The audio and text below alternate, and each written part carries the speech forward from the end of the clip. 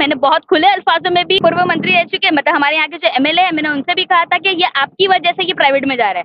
अगर जितेंद्र अवार्ड चाहते, उनको पता होना चाहिए कि ये मेरी जनता को क्या चीज की जरूरत है। ये पता होने के बावजूद भी अगर वो उसको प्राइवेट में देते हैं तो इससे ऐसे एमएलए का कोई फायदा नहीं है। आप सच बात बताओ, आप कैपेबल नहीं हो। आप अगर सरकार के लिए काम करना, आपको सरकार में काम करना आता ना, तो आप चीजों को प्राइवेट नहीं करते।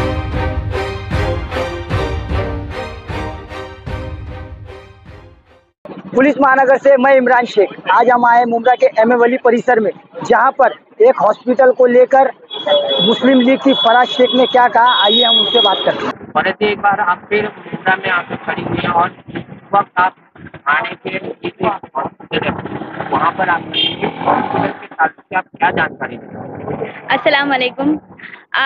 जैसे कि आप लोगों को पता है, न्यूज़पेपर में जब आया था, लोकमत न्यूज़पेपर में जब ये न्यूज़ आई थी कि इस हॉस्पिटल को प्राइवेट करने वाले हैं, तो उस दिन से आज का दिन है, हम लोग चुप नहीं बैठे। जैसे कि मैंने उस वक्त भी कहा था कि जो भी पॉसिबिलिटी होगी वो मुस्लिम लीग करेगी, और मैंने ये भी कहा था कि अगर जरूरत पड़े तो हम कोर्ट तक भी जाएंगे, लेकिन इस हॉस्पिटल को प्राइवेट नहीं होने देंगे। तो अभी जैसे आप लोगों को पता है, थाने म्युनिसिपल कमिश्नर जो है हमारे, जो पहले पास्ट कमिश्नर थे विपिन शर्मा जी, वो अब चेंज होकर अब जो नए अभिजीत बंगार साहब आए हैं।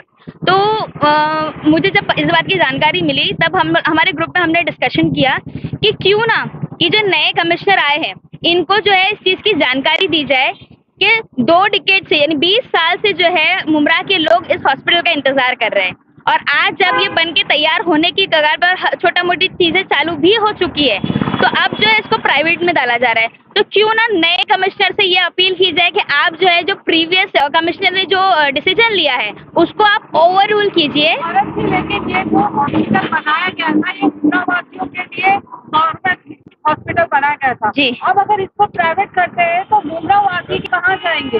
एक्चुअली आपको बता दूं, एक्चुअली कर दिया गया है, मेरे पास इसकी कॉपी है। मैंने आरटीआई के थ्रू थाने म्युनिसिपल कमिश्नर से निकलवाया है कि ये हॉस्पिटल को प्राइवेट किया गया है। तो उन्होंने, अभी देखिए, आज आप यहाँ हो, आप कुछ कर चले गए, कल को थोड़ी आपको कोई पकड़ने वाला है। तो वो विपिन शर्मा जी ने प्राइवेट कर दिया, ये उसकी कॉपी यहाँ पर लिखा हुआ है कि ये हॉस्पिटल को है ना, उन्होंने अपनी मन मर्जी से जो है वो प्राइवेट किया है। अब वो अपनी मन मर्जी से कर रहे हैं या किसी के बोलने पर किया है उन्होंने, और वो किसी ने कहा होगा भाई कि आप करके चले जाओ, आपको कौन पूछने वाला है। देखिए, मेरे पास है ना वर्क ऑर्डर भी है इसका।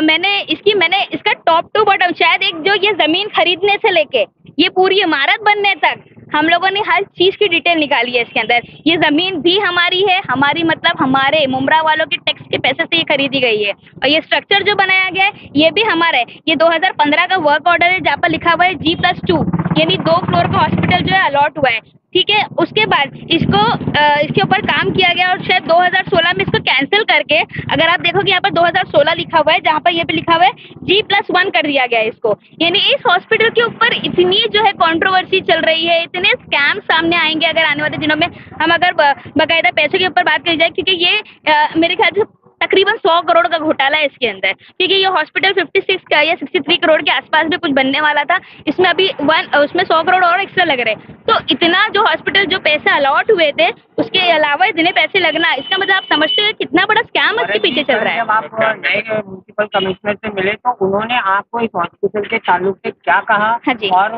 क्या आपको आश्वासन दिया?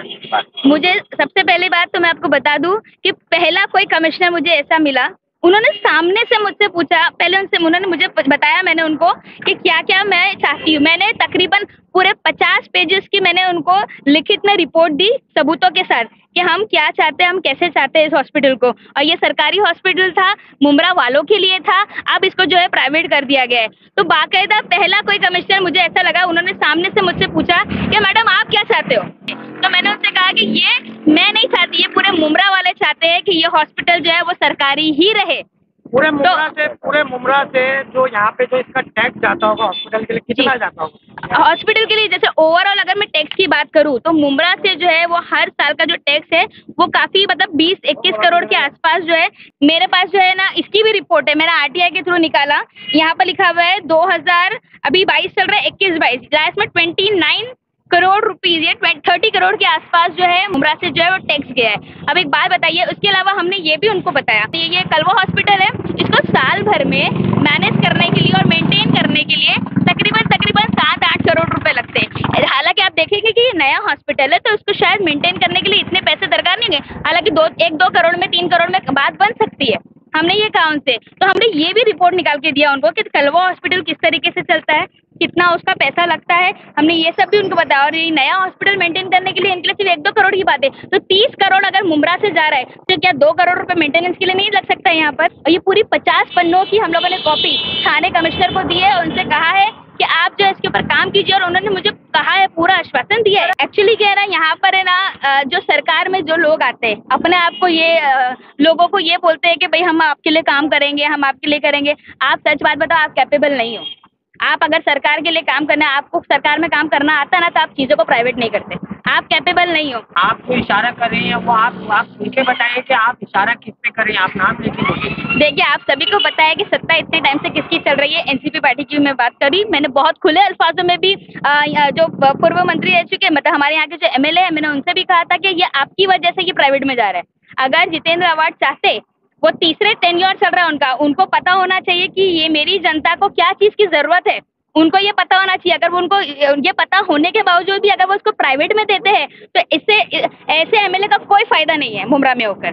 नहीं, रोजगार तो नहीं बढ़ा है, क्योंकि यहाँ पर जो हम लोगों ने इसका भी आरटीआई निकाला है कि यहाँ पर जितने वर्कर्स की जरूरत थी, इंक्लूडिंग डॉक्टर, नर्स, सफाई कर्मचारी और ये सारी चीजों का लोगों को अगर मिलाया जाए, जितने लोगों की जरूरत थी उतने लोगों को यहाँ पर एम्प्लॉयमेंट नहीं मिला है, क्योंकि उसके आरटीआई भी हमारे पास मौजूद है, तो एम्प्लॉयमेंट उसके लिए भी नहीं मिला। तो आप अगर बोलते हो 15 लाख की आबादी में अगर आप 50 लोगों को नौकरी देते हो और आप बोलते हो कि मुमरा वालों को हमने नौकरी दी, तो प्लीज ये झूठे जो है ना, ये वादे ना कीजिए। सुबह 9 बजे से लेके 1 बजे तक का शायद टाइमिंग है, तो उसमें डॉक्टर जो आते हैं वो 11 साढ़े 11 बजे आते हैं, वो 1 बजे वो बंद भी कर देते। आप बताइए 2 घंटे में आप क्या चेकअप करोगे?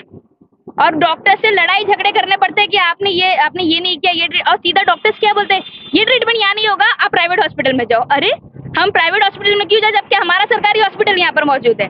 तो ये सारी चीजें, अगर एक डॉक्टर जो है वो 1000 लोगों को अगर मैनेज करे, कैसे पॉसिबल है? कम से कम 10, 12, 15 डॉक्टर होने चाहिए हर चीज के लिए, और हर सर्जरी के, हर बीमारी के लिए अलग अलग डॉक्टर्स मौजूद होना चाहिए। डॉक्टर ही नहीं है तो बाकी की बात अलग ही है। हॉस्पिटल को लेके इससे भी पहले 1-2 पार्टी आई थी, उस पे आवाज उठाई थी, तो कुछ हो नहीं पाया। क्या आपको लगता है तुम्हारी आवाज उठने के बाद प्राइवेट नहीं होगा हॉस्पिटल? मैं आपको एक बहुत छोटी सी एग्जांपल देती हूँ। हर पार्टी ने टोरेंट के खिलाफ आवाज उठाई, कुछ नहीं हुआ, लेकिन मुस्लिम लीग एक वाहिद पार्टी थी जो कोर्ट तक गई, MERC में उनके खिलाफ कंप्लेंट की, और आज वो काम कर रहे हैं बराबर।